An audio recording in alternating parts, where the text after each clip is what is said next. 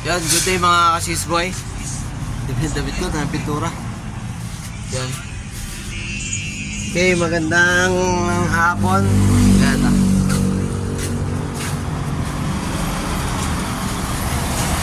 Isang mainit na hapon sa iyo mga kasis boy. Yan, bali, update tayo dun sa ano, sa ginagawa naming analysis regarding dun sa skim coat, no? So yun nga, nagkaroon ng problema last time na pinalagyan ko to ng purong skim coat using locos na skim coat. So ang nangyari, nung lalagyan namin ng flat ulit, nagpa-primer sana para medyo maganda ang kapit, ang nangyari, nadadala yung skim coat. So, pinay-stop ko yung pagpa-flat kasi umuuka-uka yung skim coat, yung surface umuuka. So nagpagawa ako ng analysis, mga ibang test ng skim coat. So, gumamit ako ng branded and then yung continue namin yung locos. So, like for example, yung branded, ginamit ko ABC skim coat. So, yung isa, so hinati ko to sa apat, itong side na to. So itong side na to is,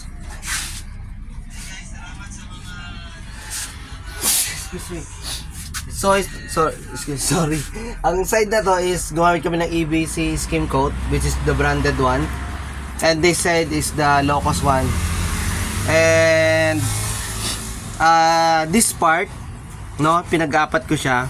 So kalalagay lang nito kaya ayaw dumikit ng tape pa, pero discuss ko lang sa inyo, no.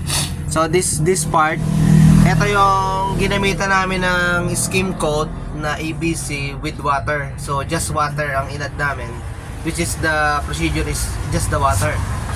And then this part, ang ginawa ko dito, nagpalagay ako ng flat latex. So mixed with a little bit of water this side. No, nakita ko yung texture niya ay magkaiba ng konti. So this one, yung mapapansin niyo yung kulay niya is maputi na, and this one medyo dirty white yung pagkadating, no, madilaw-dilaw na konti. Pero as I check, no, medyo nagpupulbos tong part na to, kaya medyo matigas na din siya. And this one is solid, no, sadyang matigas, no. So malaking pagkakaiba. And this part is the locos one, no, ito. So itong part na to is yung lang siya, tubig lang halo. And this one is with flat latex, no. Naghalo kami dito sa part na to. So hindi pa lang siya masyadong tuyo, hindi ko malagyan ng tape. So ayun, ang test namin na to ay bukas namin itutuloy, no. So bigyan ko kayo ng update. So ngayon is Saturday, Sunday bukas. So wala kaming pasok, off. So kukontinue namin to by Monday, no, para completely matigas na matigas yung skim coat. And then papatest pa ako ng mga ibang gagawin namin. So like this one, lalagyan ko ng flat, and this one is direct na ng kulay. Yan, hati-hatiin ko yan, no. So I will inform you, or I will update you on Monday. So the next video, so try natin update kayo, so that magkaroon din kayo ng inputs regarding sa pag skim coat, no. Napakalaga nito, especially sa mga nagdi-DIY. Kaya bibigyan ko kayo ng mga idea kung like for example naka-encounter kayo ng skim coat na locos.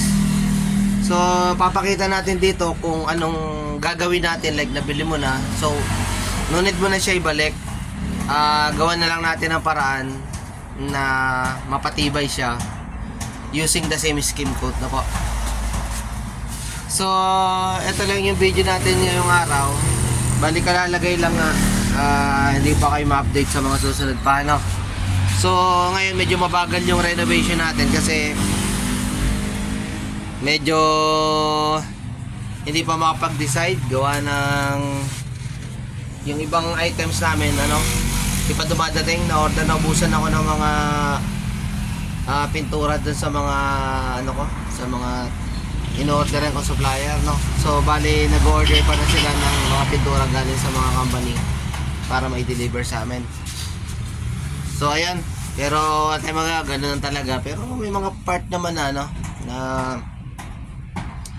may mabibilis dumating yung pintura. So yung ibang part na na-order namin ng directly na in-order ng customer, so nakapag-provide din ng mga kahit paano. So yun lang, no guys. So ayan yung itsura nyo.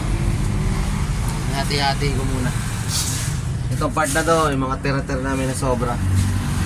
So we will update you sa mga more improvements dito sa tindahan. So sa mga ibang mahilig sa business din na to, so at least magkakaroon kayo ng idea, no po. Tulungan ko kayo if ever na, if you are guys interested na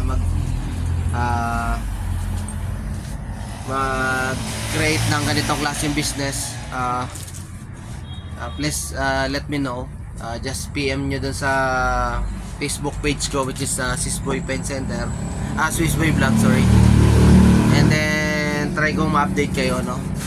Try ko matulungan kayo tapos ng makakaya natin, no. My business running for about 6 years na.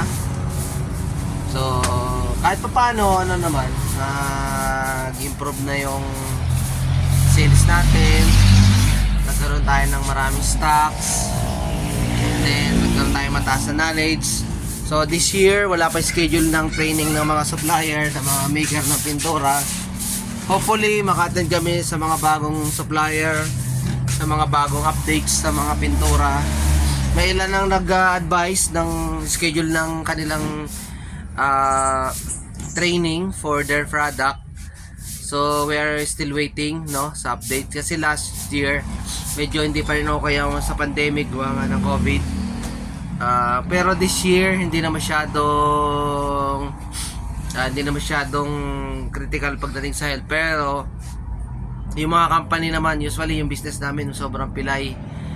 I don't know anong nangyari, but maybe because yung focus ng government is farming, no. So yung part ng economy is farming, yung boom.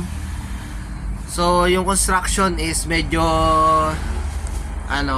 hindi siya kaganda sa ngayon, pero still okay pa naman, buhay pa naman, no. Pero marami na din ilan na kakilala ko na medyo nagsumuko, no. Pero dahil nga ako lang naman ay nag-iisa dito at kaya kong patakbuhin yung tindahan, so maybe that's why I'm still alive.